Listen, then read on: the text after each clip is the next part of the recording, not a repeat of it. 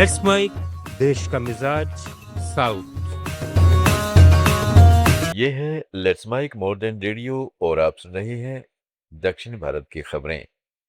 मद्रास उच्च न्यायालय के मुख्य न्यायाधीश न्यायमूर्ति सुश्रुत अरविंद धर्माधिकारी और न्यायमूर्ति जी अरुल मुरुगन की पीठ ने पूर्व तमिलनाडु मंत्री वी सेंथिल बालाजी के कार्यकाल से जुड़े 397 करोड़ रुपए के ट्रांसफार्मर खरीद मामले में सीबीआई जांच के आदेश दिए हैं।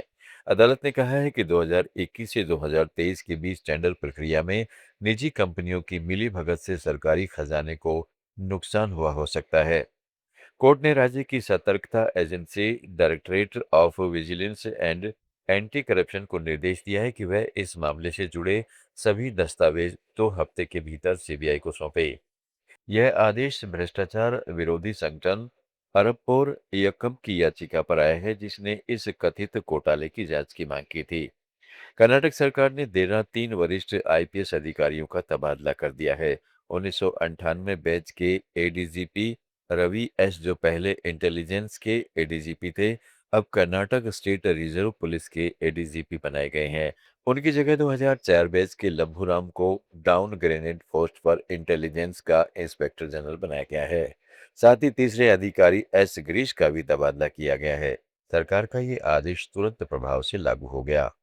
कर्नाटक सरकार ने अनुसूचित जातियों के भीतर अस्थायी आंतरिक आरक्षण को मंजूरी देते हुए 56,432 सरकारी पदों पर भर्ती की प्रक्रिया शुरू करने का फैसला किया है। मुख्यमंत्री सिद्धरमैया के नेतृत्व वाली कैबिनेट ने 15% एससी आरक्षण के अंदर 5.25 एससी राइट, 5.25 ही एससी लेफ्ट और 4.5% अन्य एससी समूहों के लिए कोटा तय किया है। वित्त विभाग द्वारा पहले की मंजूर इन पदों को विभिन्न विभागों में जल्द भरा जाएगा और सभी भर्ती प्राधिकरणों को इसकी प्रक्रिया तेज करने के निर्देश दिए गए हैं।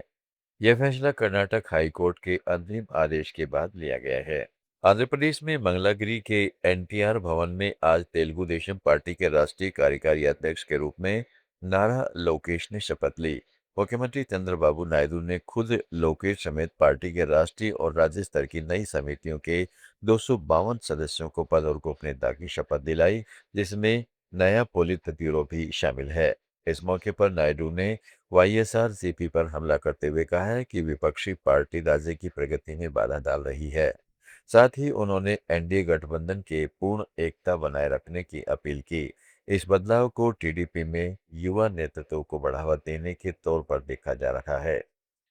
तेलंगाना के मुख्यमंत्री रेवंत रेड्डी ने कहा है कि हैदराबाद के पास प्रस्तावित फ्यूचर सिटी परियोजना के लिए भूमि अधिग्रहण की प्रक्रिया को रोका नहीं जा सकता। रंगारेड्डी जिले के मीरखान पेट में फ्यूचर सिटी पुलिस कमिश्नरेट भवन की नींव रखने के बाद उन्होंने कहा कि सभी कानूनी औपचारिकताएं पूरी हो चुकी हैं और चाहे आज हो या कल, भूमि सरकार के नाम होकर रहेगी। रेवंत रेड्डी ने किसानों से अपील की है कि वे मुआवजे को स्वीकार करें, क्योंकि देरी से भूमि की कीमतें और बढ़ जाएंगी और भविष्य में उन्हें अपनी एकड़ भूमि बेचकर भी गज में जमीन खरीदना मुश्किल हो जाएगा। उन्होंने विपक्षी आवाजों को विकास विरोधी बताते हुए कहा है कि फ्यूचर सिटी को विश्व स्तरीय शहर बनाने के लिए यह प्रक्रिया जारी रहेगी। केरल में हाल के बिजली कटौती को लेकर जारी सियासी बहस के बीच राज्य के बिजली मंत्री के कृष्णकुट्टी ने साफ किया है कि राज्य में लोड शेडिंग नहीं हो रही है। उनका कहना है कि बार बार हो रही बिजली बाधाएं असल में ओवर यूज यानी जरूरत से ज्यादा खपत के कारण हो रही है, जिससे सिस्टम पर दबाव पड़ता है और पावर ट्रिपिंग की स्थिति बनती है। मंत्री के मुताबिक ये रुकावटें लंबी नहीं बल्कि सिर्फ 5 से 10 मिनट के लिए होती हैं। तिरुवनंतपुरम ने दिए बयान में उन्होंने कहा है कि राज्य में बिजली आपूर्ति सामान्य है, लेकिन बढ़ती मांग के कारण अस्थायी व्यवधान देखने को मिल रहे हैं, जिसे लेकर विपक्ष सरकार पर सवाल उठा रहे हैं। तमिलनाडु, कर्नाटक, केरल, आंध्र प्रदेश, तेलंगाना, पुडुचेरी और अंडमान निकोबार की ताज़ा खबरों के इस डेली बुलेटिन को रोजाना सुनने के लिए डाउनलोड करें लेट्स माइक ऐप। जुड़े रहिए लेट्स माइक के साथ। आप सुन रहे थे let's mike more than radio. Follow कीजिए हमें हमारे सोशल मीडिया प्लेटफॉर्म्स पर।